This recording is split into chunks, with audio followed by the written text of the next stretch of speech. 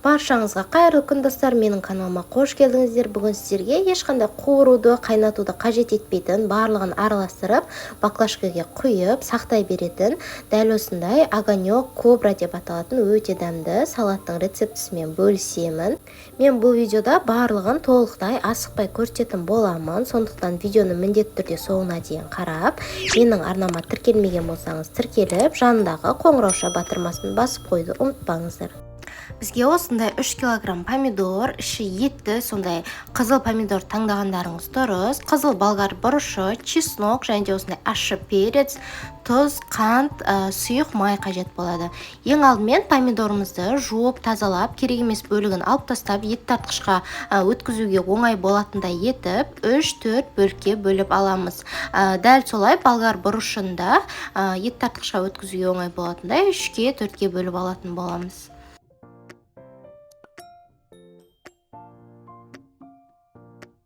Ет тартқышымызды дайындап, осылайша алдымен помидорларымыздың барлығын өткізіп аламыз. Егер сіздерде ет тартқыш болмайтын болса, блендермен өткізіп алсаңыздар да болады. Осылайша помидорларымыздың барлығын өткізіп болғаннан кейін кішкене үлкендеу ыдысқа құйып аламыз. Және де осындай помидордың астында қалған суын құймаймыз, ол бізге қажет емес. Және де болгар бұрышында барлығын осылайша ет тартқыштан өткізіп шығамыз. Ең соңында чеснокпен осындай ащы перец пайдаландым. Мен 3 килограммға 3 штук пайдаландым. Егер де сіздерде балдарың жей алмайтын болса, ащыны ұнатпайтын болсаңыздар, қоспасаңыздар да, немесе бір ғана штугын қоссаңыздар да болады.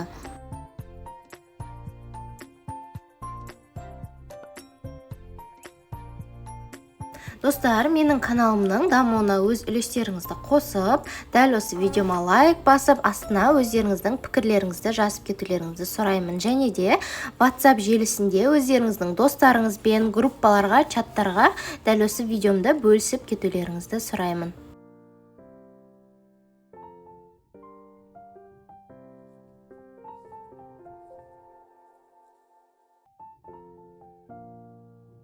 Помидорымыздың үстінен жаңаға өткізген барлық заттарымызды салып, дәміне қарай 2 ас қасық тұз және де 1 ас қасық қант қостым. Сіздер өздеріңіз қанша килограмм помидор жасайсыздар, соған қарай дәмін өздеріңіз көріп, тұз қоса берсеңіздер болады.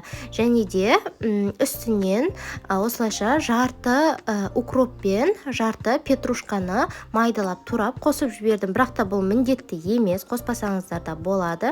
Және де үстінен бір жарты пияладай сұйық май қосып жібердім. Сұйық май бізде бұл чертополохымыздың ашып кетпеуіне көмектесетін болады. Және де ең соңында 3 таблетка бізге аспирин қажет болады. Сол аспиринді майдалап, ұнтақтап қосып жібереміз. Менде дәл сол жері видеоға түспей қалыпты.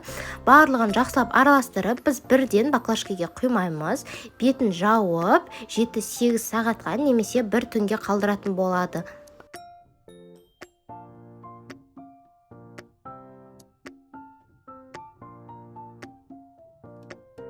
Міне біздің 1 түн тұрған чертополохымыз осылайша қоюланып, өте әдемі болады.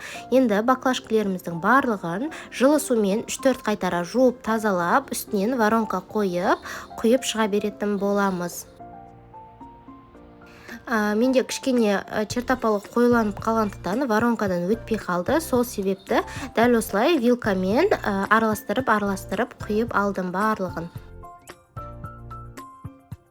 Көпшілігі описание бөлімін таппай жатады. Осы тақырып тұрған жерді бассаңыздар, описание бөліміне өтіп, толықтай құрамының барлығын көре алатын боласыздар. Отбасыларыңыздың мүшесіне қарай 2-ге 3-ге көбейтіп жасай берсеңіздер болады. Міндетті түрде жасап көріңіздер, өте әдемі шығады. Қыс мезгілінде кез келген тағаммен өте әдемі үйлеседі. Сіздермен болған арайлым.